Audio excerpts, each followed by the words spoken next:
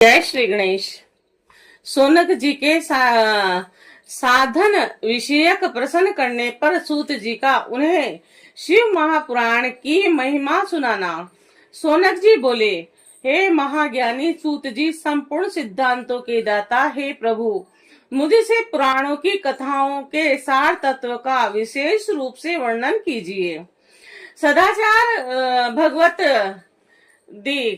भगवती और विवेक की वृद्धि कैसे होती है, और तथा साधु पुरुष किस प्रकार अपने काम क्रोध आदि मानसिक विकारों का निवारण करते हैं। इस घोर कल युग में जीव प्राय आसुर स्वभाव के हो गए हैं, और उस जीव समुदाय को शुद्ध देवी संपत्ति से युक्त बनाने के लिए सर्वश्रेष्ठ उपाय क्या है। आप इस समय मुझे ऐसा कोई शाश्वत साधन बताइए जो कल्याणकारी वस्तुओं में भी सबसे उत्कृष्ट एवं परम मंगलकारी हो, तथा पवित्र करने वाले उपायों में भी सर्वोत्तम पवित्र कारक उपाय हो। तात वह साधन ऐसा हो जिसके अनुष्ठान से शीघ्र ही अंतकरण की विशेष शुद्धि हो जाए, तथा उससे निर्मल चित्त वाले पुरुष को सदा के लिए शिव की प्राप्ति हो जाए। सूची बोले, मुनि श्रेष्ठ सोनक, आप धन्य हैं। आपके हृदय में पुराण कथा सुनने के प्रति विशेष प्रेम एवं लालसा है, इसीलिए मैं शुद्ध बुद्धि से विचार कर परम उत्तम शास्त्र का वर्णन करता हूँ। वत्स, संपूर्ण शास्त्रों के सिद्धांत से संपन्न भक्ति आदि को बढ़ाने वाले भगवान शिव को संतुष्ट करने वाले तथा कानों के लिए रासायन स्वरूप दिव्य पुराण का श्रवण कीजिए।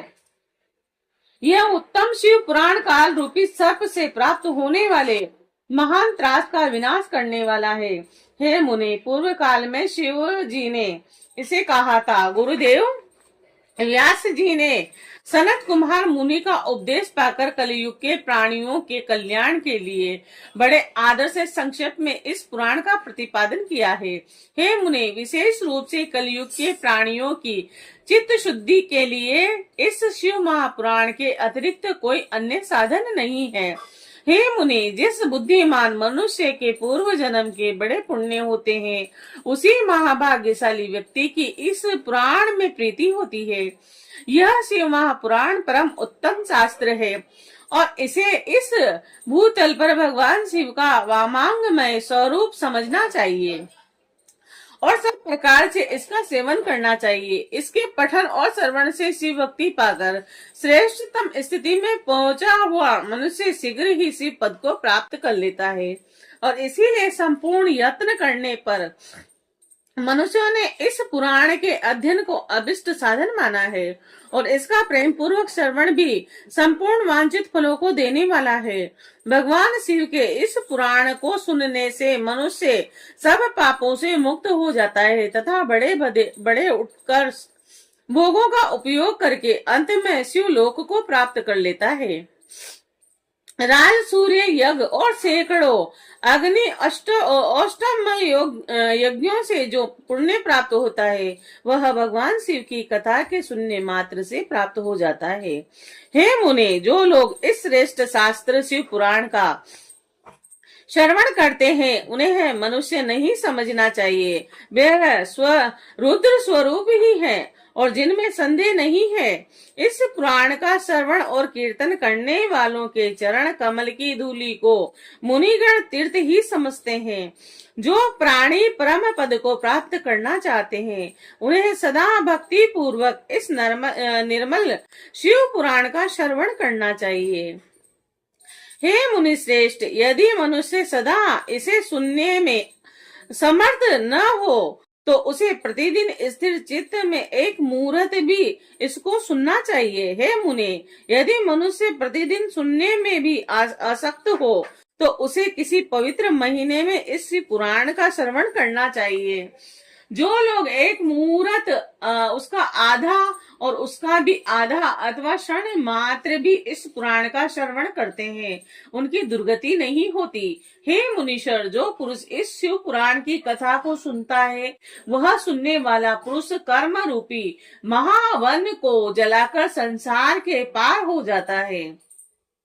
हे मुने, सभी दानों और सभी यज्ञों से जो पुण्य मिलता है वह फल भगवान शिव के इस पुराण को सुनने से निश्चल हो जाता है। हे मुने, विशेषकर इस कली काल में तो शिव पुराण के श्रवण के अतिरिक्त मनुष्यों के लिए मुक्तिदायक कोई अन्य श्रेष्ठ साधन नहीं है। शिव पुराण श्रवण और भगवान शंकर के नाम का संकीर्तन दोनों ही मनुष्यों के कल्प वृक्ष के समान समयक फल देने वाले हैं और इनमें संदेह नहीं है। कल युग में धर्माचरण से शून्य चित्त वाले दुर्बुद्धि मनुष्यों के उद्धार के लिए भगवान शिव ने अमृत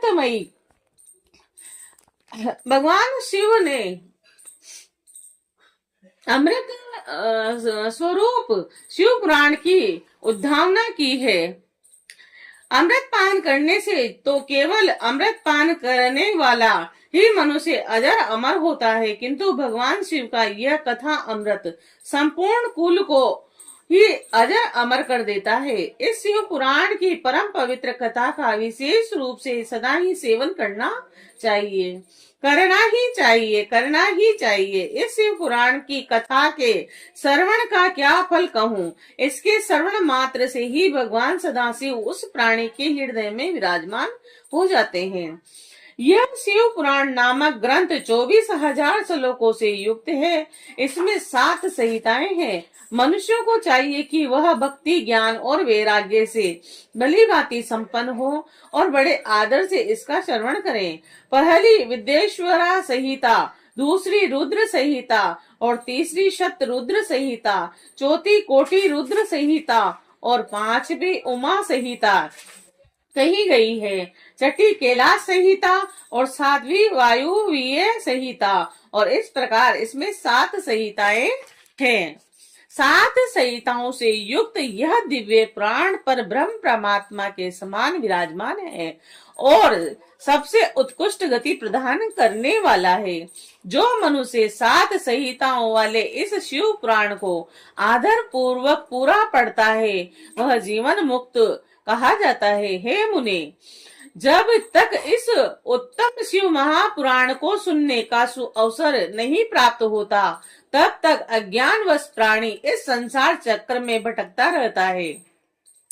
भ्रमित कर देने वाले अनेक शास्त्रों और पुराणों के श्रवण से क्या लाभ है, जबकि एक शिव पुराण ही मुक्ति प्रदान करने के लिए गर्जन कर रहा है। जिस घर में इस शिव पुराण की कथा होती है वह घर तीर्थ स्वरूप ही है और उसमें निवास करने वाले लोगों के पाप यह नष्ट कर देता है।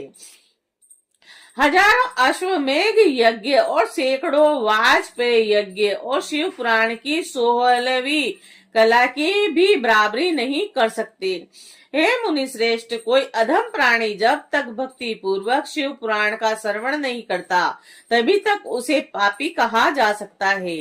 गंगा आदि पवित्र नदियां, मुक्तिदायिनी सप्तपुरियां तथा गया आदि तीर्थ इस शिव पुराण की समता कभी नहीं कर सकते।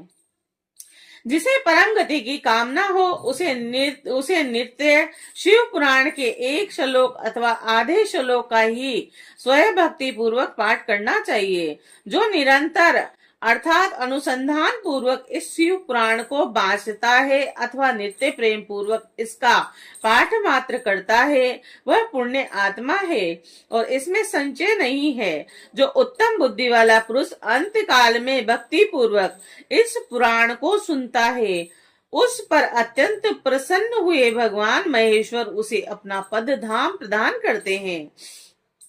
जो प्रतिदिन आदर पूर्वक इस शिव पुराण का पूजन करता है वह इस संसार में संपूर्ण भोगों को भोग कर अंत में भगवान शिव के पद को प्राप्त कर लेता है। जो प्रतिदिन आलस्य रहित हो और रेशमी वस्त्र आदि के वेष्टन से इस शिव पुराण का साक्षात करता है वह सदा सुखी होता है। यह शिव पुराण निर्मल तथा सेवों का सर्वस्व है और यह लोक और परलोक में सुख चाहने वालों के आदर के साथ प्रयत्न पूर्वक इसका सेवन करना चाहिए। यह निर्मल एवं उत्तम शिव पुराण धर्म अर्थ काम मोक्ष रूप 4 पुरुषार्थों को देने वाला है। अतः सदा प्रेम पूर्वक इसका श्रवण एवं विशेष रूप से पाठ करना चाहिए। वेद इतिहास तथा अन्य शास्त्रों में यह शिव पुराण विशेष कल्याणकारी है, ऐसा मुमुक्षु जनों को समझना चाहिए। यह शिव पुराण आत्म तत्वों के लिए सदा सेवनीय है और सत्पुरुषों के लिए पूजनीय है और तीनों प्रकार के तापों का शमन करने वाला है और सुख प्रदान करने वाला है तथा ब्रह्मा विष्णु महेश आदि देवताओं को प्राणों के समान प्रिय है। और ऐसे शिव पुराण को मैं प्रसन्न चित्त से सदा वंदन करता हूँ और भगवान शंकर मुझ पर प्रसन्न हो और अपने चरण कमलों की भक्ति मुझे प्रदान करें।